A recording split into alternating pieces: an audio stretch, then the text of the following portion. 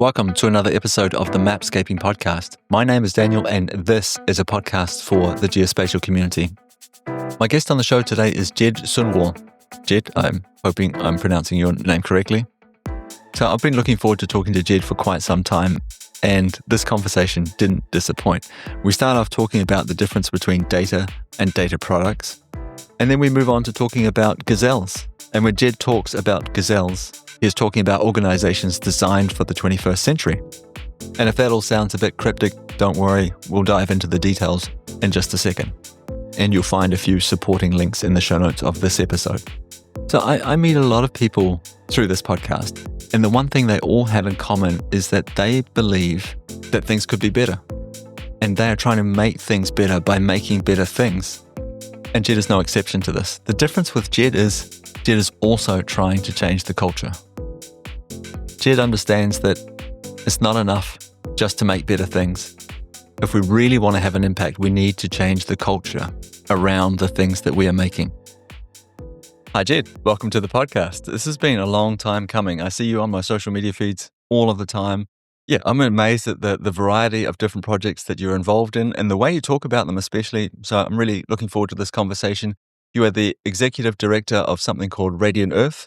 And I'm going to leave it there in terms of the introduction. And I'm hoping you can sort of fill in some of these many blank spaces that I've left. Would you mind sort of introducing yourself, please? Who are you? What is Radiant Earth? And what are the other projects you're involved in? Thanks for having me. It's a real honor. I'm not shy about saying this, but your podcast is really, it's got to be the best geospatial podcast out there that's been going for so long now. So yeah, I am executive director of Radiant Earth. We are a 501c3 nonprofit based in the US.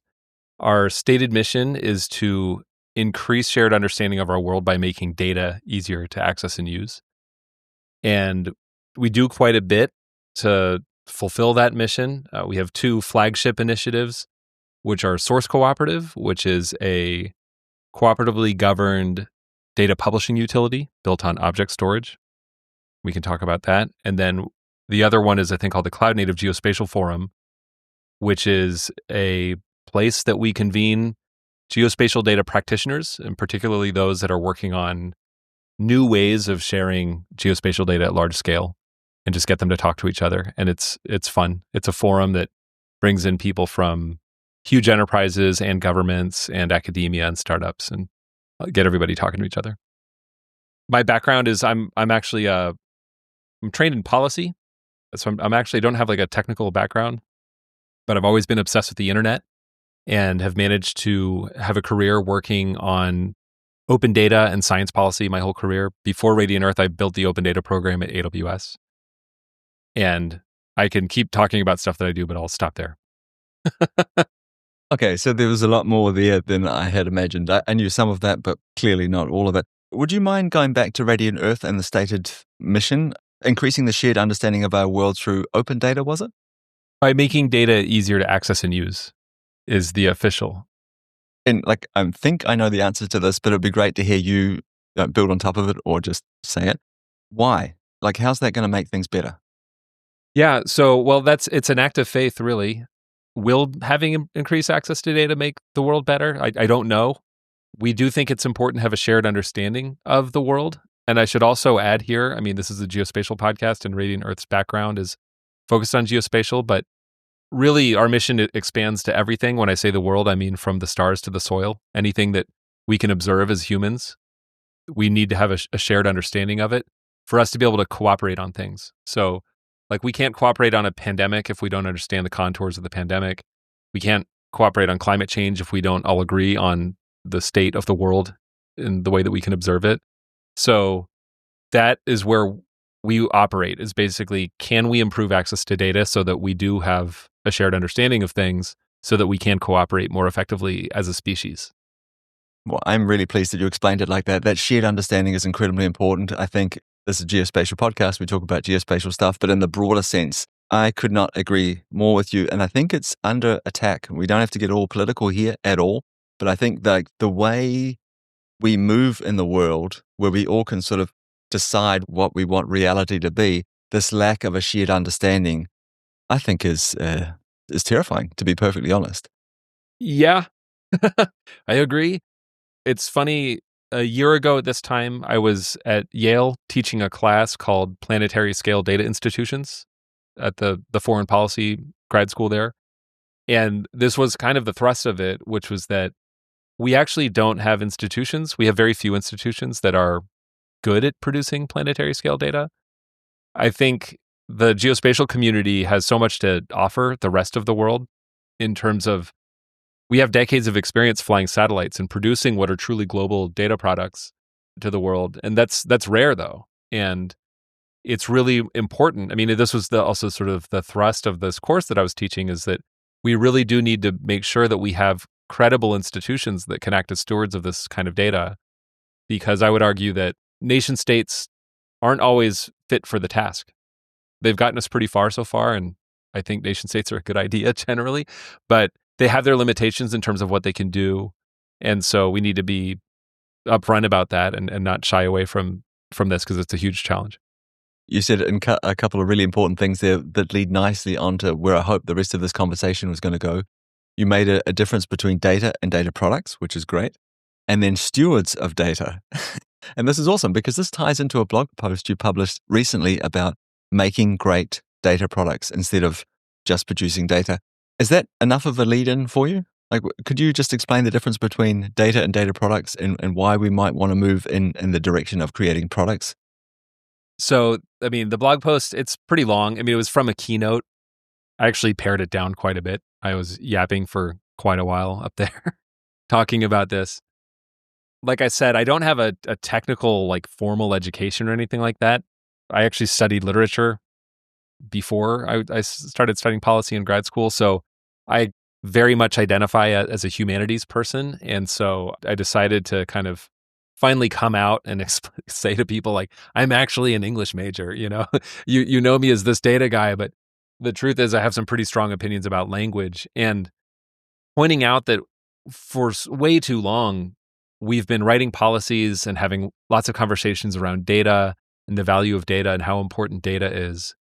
And I really think it's important that we be much more precise with our language and understand that what we really should be talking about are data products. And so what's been happening is we've been giving grants to researchers or setting up government programs and saying they're going to produce data and the data will be open and things will be good. And I think that we just need to be much more upfront and candid with these conversations around like, what is this data even for? Who is it for?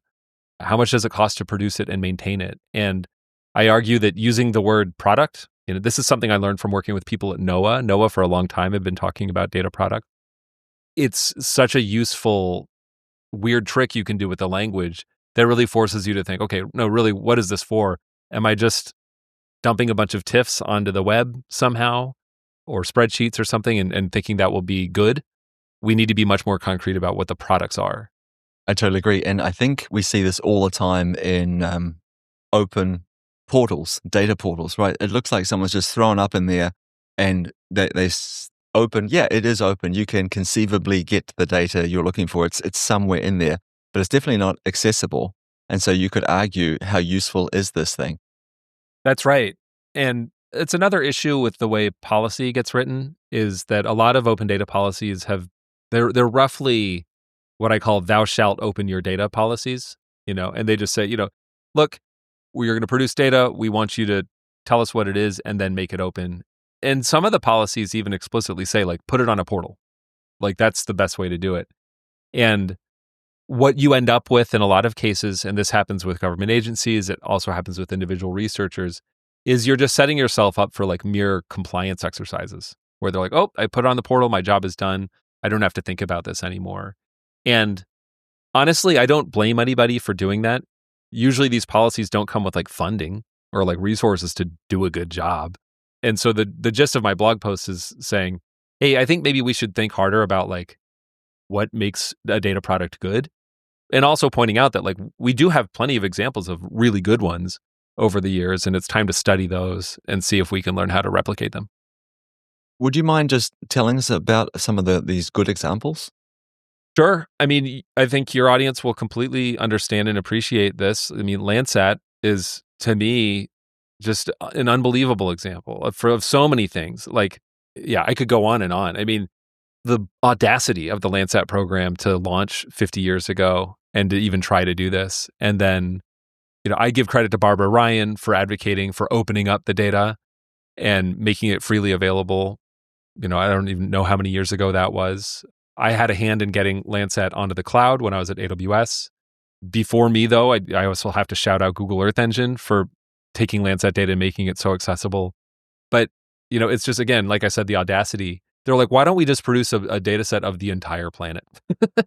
And they start doing that, and they've been doing it for 50 years. And it's just incredible. So that's a big one. I can give a few other examples if you want. Yeah, I just want to mention, and you call it out here in your blog post as well, a product. When I think about a product, and you clearly think along the same lines, you think about what is the license of this product? What is how can I use it? What am I allowed to use it? It's clear cut. Is there customer support you mentioned here? What about the format? Is it a usable format? Is it a common format that people can read? Is there metadata attached? Is it streamable? Is it well documented? Some of the things you haven't put in here would be things, for me anyway, when I think about a product, will it be there tomorrow? Is it consistent over time? Is it backwards compatible? Yeah. So as you can see, this is why the product concept is so useful. It opens up all these very useful questions that are super important. And I would say that in a lot of cases, we just kind of haven't figured these things out. The reliability aspect, I think this might be a part of the keynote that I cut out, where I do talk about reliability, or this question of like, will the data be here tomorrow? I didn't spend much time on that in the blog post, I don't think, but I talk about this all the time. No one's really figured this out, right? I mean, we've been very lucky to have, and also in the case of Landsat, over 50 years of operation and pretty good support for it over those 50 years. And of course, in most recent years, it's available in a lot of different ways. But the fact that we don't have a great market for data generally, like it's very hard to come up with good prices for data. And those of us that work in open data, we think that data should be available for free for a lot of reasons. And I think that's true in many cases, not all cases. Then you're like, well, who's going to pay to do this work? And like, do we trust them to keep paying to do it? And in the case of the United States right now, and again, we don't have to get too political, but the truth is that like the voters have voted for a certain kind of leadership, and I think they've made their intentions clear. And there are plenty of people that want the government to cut funding and things like that. And I think there's a lot of there's a lot of discussions we can have around like whether or not that's actually happening or if it's happening effectively. But like that's a kind of thing that can happen in democracies. It's possible to imagine all sorts of countries where people decide like, you know what, we don't want our country funding science anymore for some reason. And that's a risk to science. So we do have to figure out those questions. But a key thing to answer that question of like, is it going to be there tomorrow, is also having a handle on like, how much does this cost? And that's a question that I think we ignore too often. Yeah. And is it going to be here tomorrow? I think also I would like it to be here tomorrow if I'm building infrastructure on top of it, or if I am looking at this data product as infrastructure. I do not want my roads to disappear tomorrow. And more, I think we're starting to realize these digital assets that we have around the world are critical infrastructure. We need them. We have built too much on top of them for them to just disappear. So yeah, I would, if we think about products, I think we should answer that question. Is it going to be here tomorrow? And if we're not certain, we should do something about it. And this, Jed, might lead us on to the Source Cooperative. Yes, perfectly. I was hoping that's where you would head with this. So yeah, I mean, the discussion of infrastructure is a good one. Aravind from Terawatch Space recently posted something about how EO needs to get to like the invisible phase. I forget quite how he said it, but it's a great way of characterizing what infrastructure is, which is it's often things that you take for granted because they just work and you never really have to think about them. And as soon as they're gone, then you really notice them. And that's the kind of infrastructure we need, is kind of an invisible infrastructure.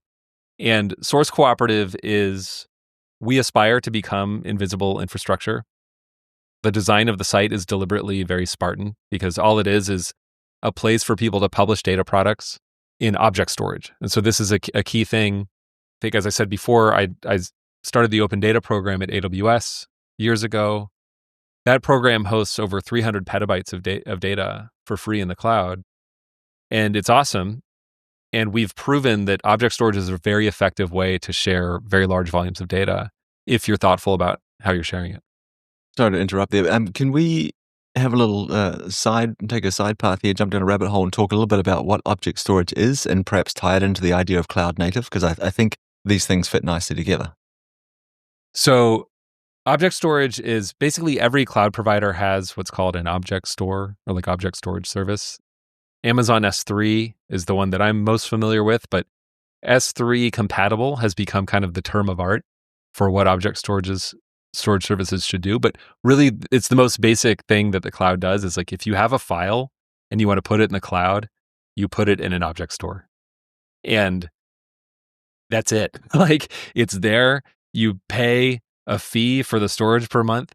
Yeah, but when we think about cloud native, it's not just a file. We're not talking about putting a PDF in there that you can't do anything with. We're talking about putting streamable files on the internet and then maybe even putting something like Stack in front of them, which helps people search them. Well, that's right. So that's why object storage, it's not like super easy. So you can put files in there, to your point. If you want to put a PDF in there, you can. But if you're going to put 1 million files into an object store, if you're going to put very large files, you have to be thoughtful about the metadata that you put alongside them, like a Stack catalog. They can help you navigate those millions of files. And then in the cases of a lot of Earth observation data and other kinds of data, the data can be pretty big. And so when we talk about cloud optimization, often what we're talking about is, can we make that data available in such a way that people can stream it out of the object store or only fetch little parts of it that they want? Either they can fetch a specific object that's useful to them, which is kind of how ZAR works. Or in the case of like a cloud optimized geodiff, you can select just a specific part or tile of the image based on what you want. And that's when we talk about cloud native or cloud optimized things, what we're talking about is data that is really designed and crafted to be shared through an object store. Interesting. When you said that, you've got to be very careful about the way you think about it. It made me think, oh, this is product thinking, right? How am I going to store it? Who's going to access it? What file format am I going to choose? How much is it going to cost? What's the metadata like? How are people going to search it? Yeah. What is the stack in front of that going to look like? And maybe, just maybe, how am I going to market it?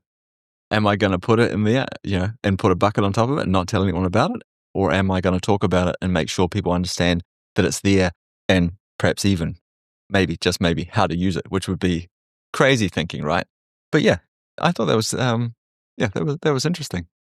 How does all this tie back into Source Cooperative? So we've got this idea of data products now moving from, instead of just dumping data into buckets on the internet and saying, here it is, do whatever you want with it. Maybe it's there tomorrow, maybe it's not. Moved over to talk about object storage, that forcing us to think about, especially large data sets, like what are we going to do with this thing? How are we going to make sure it's there tomorrow? How are we going to make it searchable? What is the metadata around this? And this is more product thinking. And now we've got something like Source Cooperative, which with the limited amount that I know about it, sort of ties all of these ideas together. That's right. That's what we're trying to do. So what Source Cooperative is, one way that I describe it is that it's object storage for people who should never log into a cloud console, which is a lot of people, right? So a lot of people don't need to create an AWS account and be terrified by the hundreds of services that are in there and different configurations. Source Cooperative is designed to basically be like, oh, if you have files and you want to put them on the web, we have a clear path for you to get them into S3. It's designed not just to use S3, but really any object store. There's even an interface. We work with Development Seed as our engineering partners on this, and they've built an amazing drag and drop interface. So if you just have a handful of files or a folder, you can just drag it into the browser and it will be in an object store for you.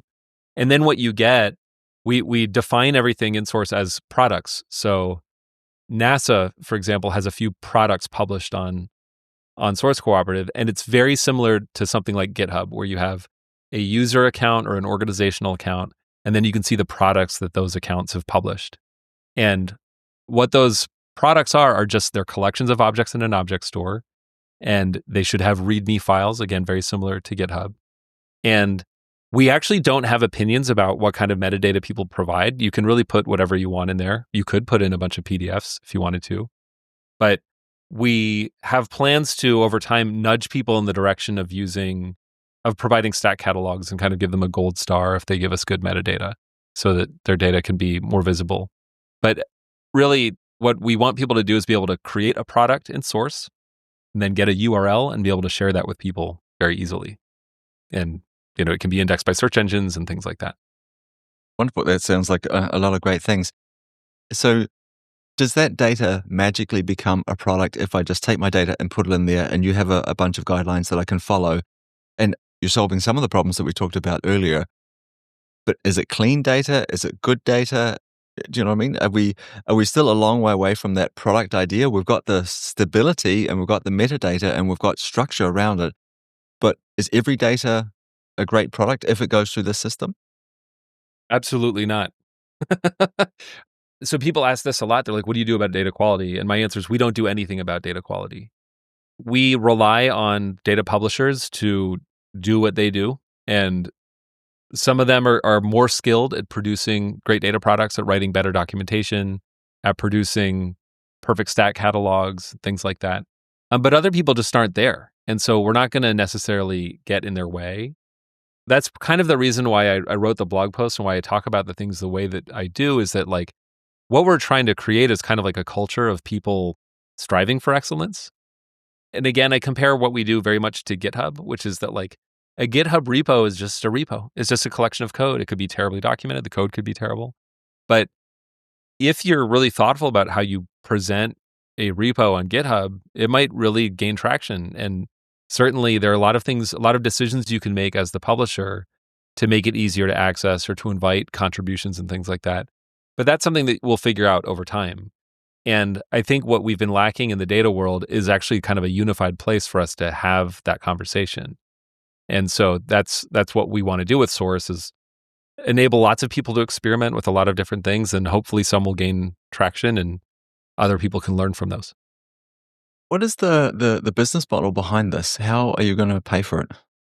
So right now we're just a nonprofit that's funded by grants. We have an agreement with AWS and we have support from Azure that covers the cost of our hosting. So we have cloud costs taken care of that allows us to run pretty far. But that doesn't solve the, will it be here tomorrow problem.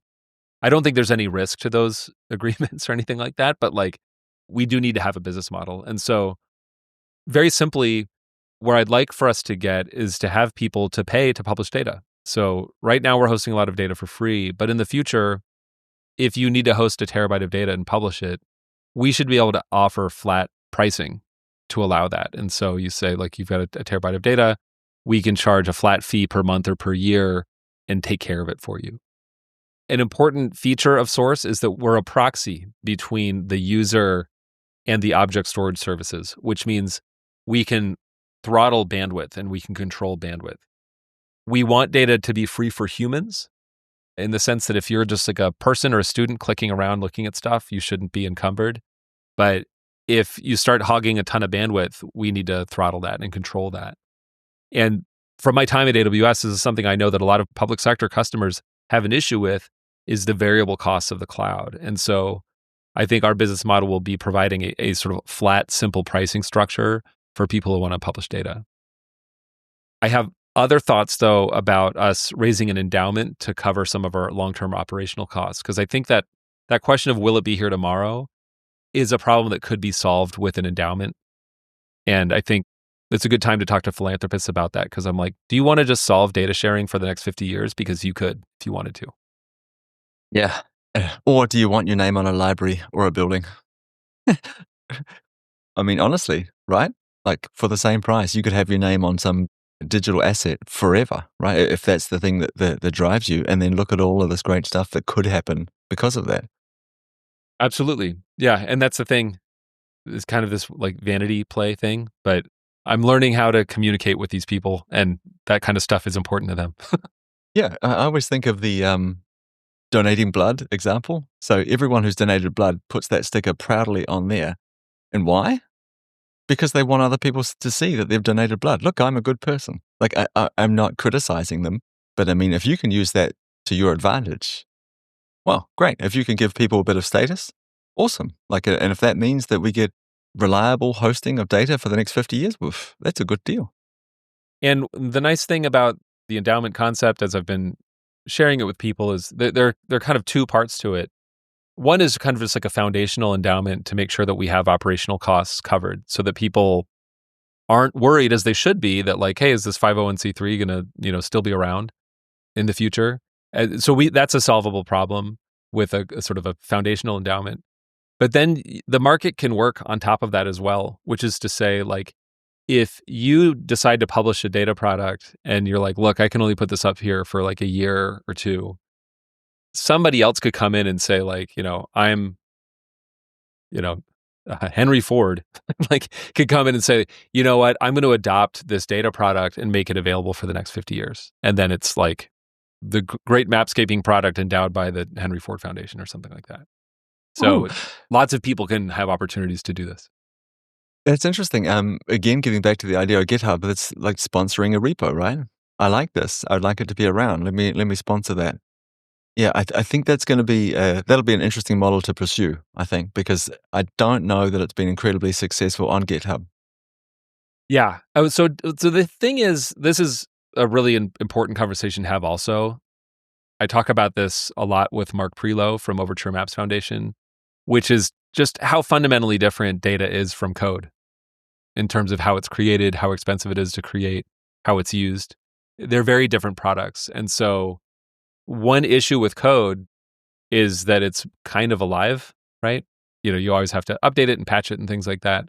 Whereas a lot of data products, Overture Maps is not a good example of this, but like a lot of data products are static, observations, collections of observations that they've been produced, published, and then you never really touch them again. In fact, you never want them to change again, unlike code.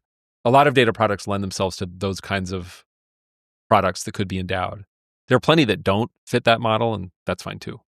What's your gut feeling about when you sort of look out into the future and you imagine that people show up and say, hey, look, I'd like to pay to store this data with you. If you could be the stewards of that, that would be great. You have the infrastructure, you have the knowledge, and you have the audience. And our whole goal with this data is to get it out into the world. Here, I'd like to pay for that. Is your gut feeling that those people will also do a better job of creating that product?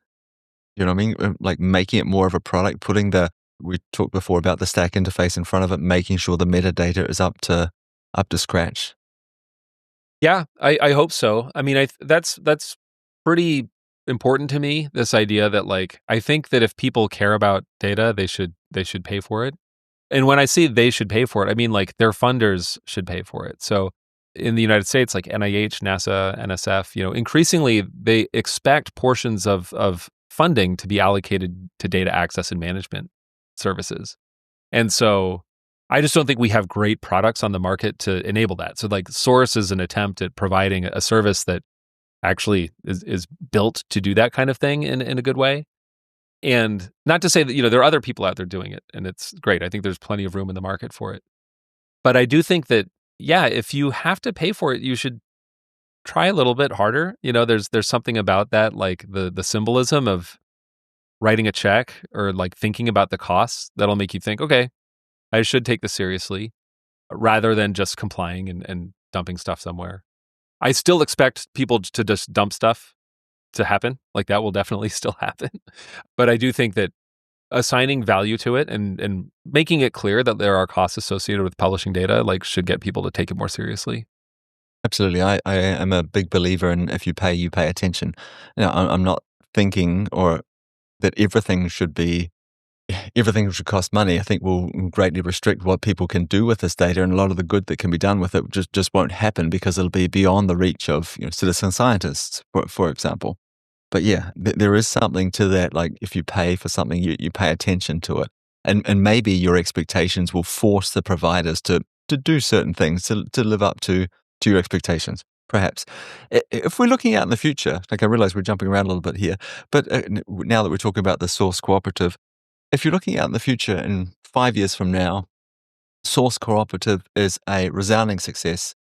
What do you think will have made it a success? Like, what will be the key sort of milestones that will make this a success? I love this question. This is the kind of question I should be asking myself all the time. Number one, having an endowment. So that's a stupid answer because it's just like somebody should write me a huge check and then we'll be successful. For me, it will be more usage and more evidence of integration with more code. So the numbers that I look at for Source are the number of requests and bandwidth that come out of our holdings.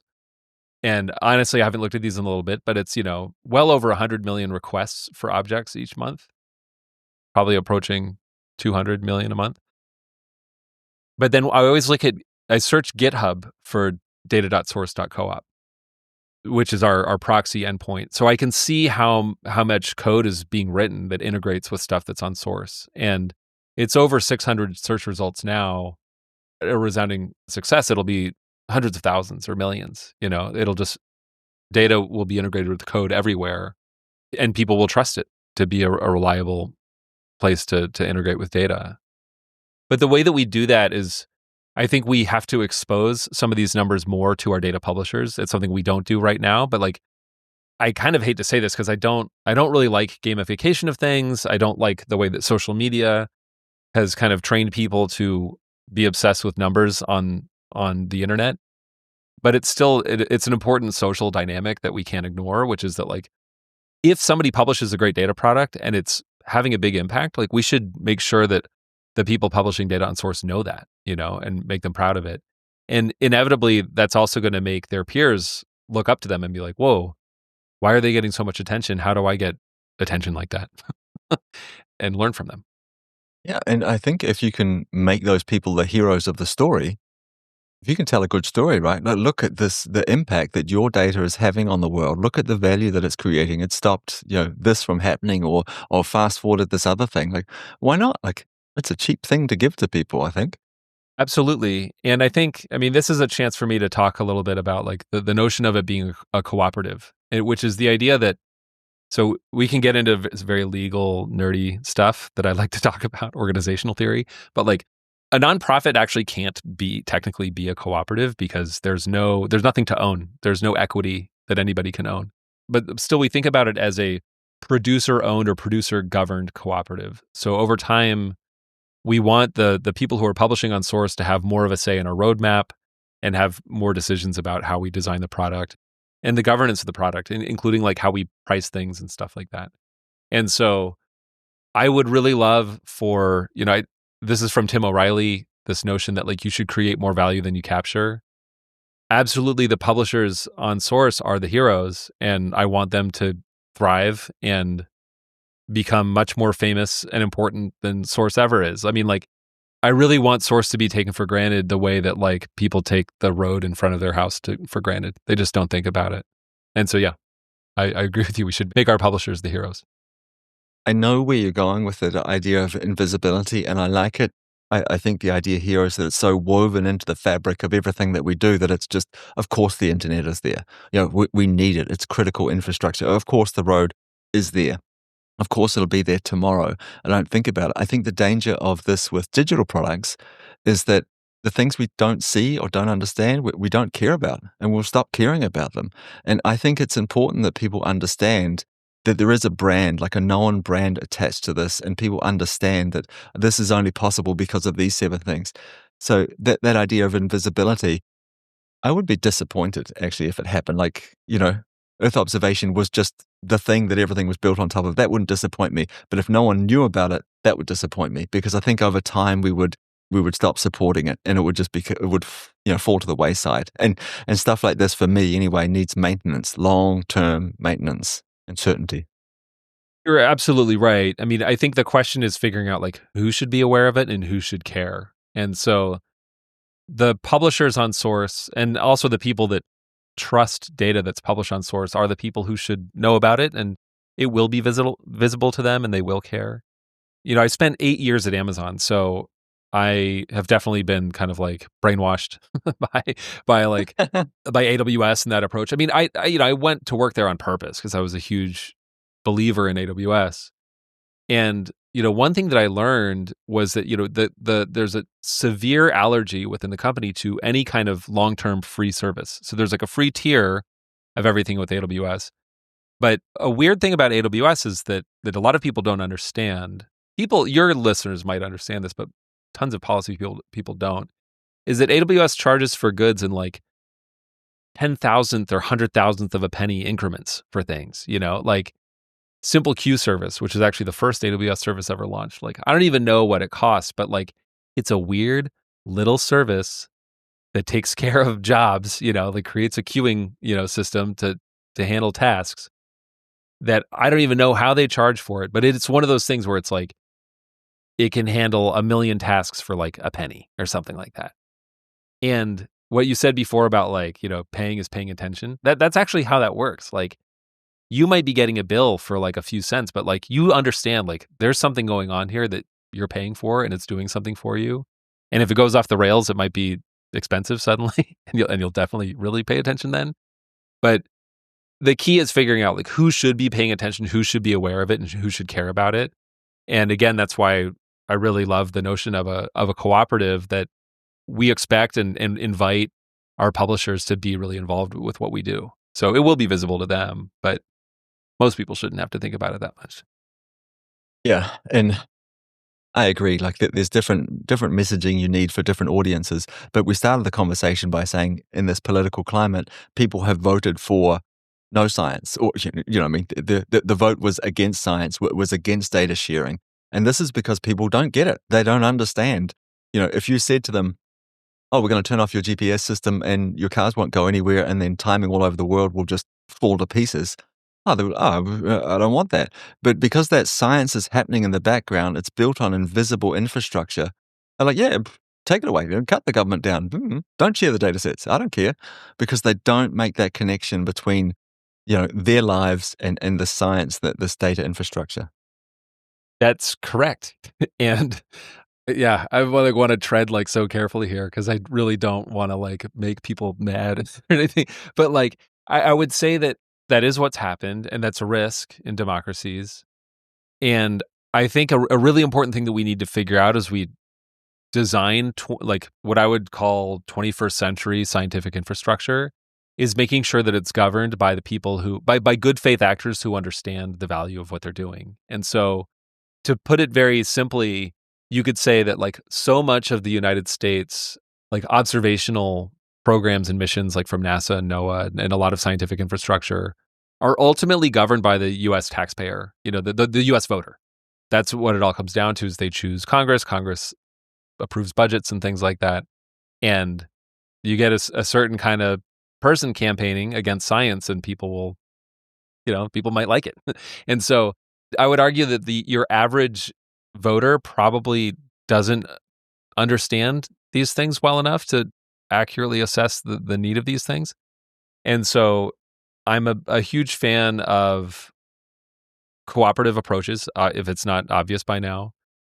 But there's so many people that have money and power and need like Earth observations. So you have like agricultural sector, you have the resource extraction sector, mining, and you have military and aviation and logistics, all these organizations that really need this sort of stuff. And I'm actually really optimistic about our ability to corral all those good faith actors who are really trying to do good things in the world. I'd include the insurance sector in this as well, to come together and to create new infrastructure together. But it can't be so vulnerable to political shocks the way it's proven to be now. You talked about 21st century infrastructure of science. I can't remember exactly what you said, but it occurred to me we need a catchy name around that, like the cloud native idea. Like we borrowed that from someone else and just put geospatial on the end of it. But like that long-term thinking about these data products that we're talking about, someone needs to come up with a name. Someone should do something, Jed. Someone should do something. Well, you might be baiting me. I don't think you are, but I did write a blog post almost 2 years ago called Unicorns, Show Ponies, and Gazelles, where I come up with this idea of a gazelle, which is how I do describe 21st century institutions, which are smaller, sometimes maybe ephemeral things that don't try to do everything at once, but travel together in a herd. And so you can imagine institutions that are much lighter weight than the ones that we built in the 20th century, where it's like, we should have a World Bank, we should have the United Nations, we should have, big, important things that can go toe to toe with nation states, and they're very fancy and things like that. As we know, these organizations tend to be slow and they can be very expensive.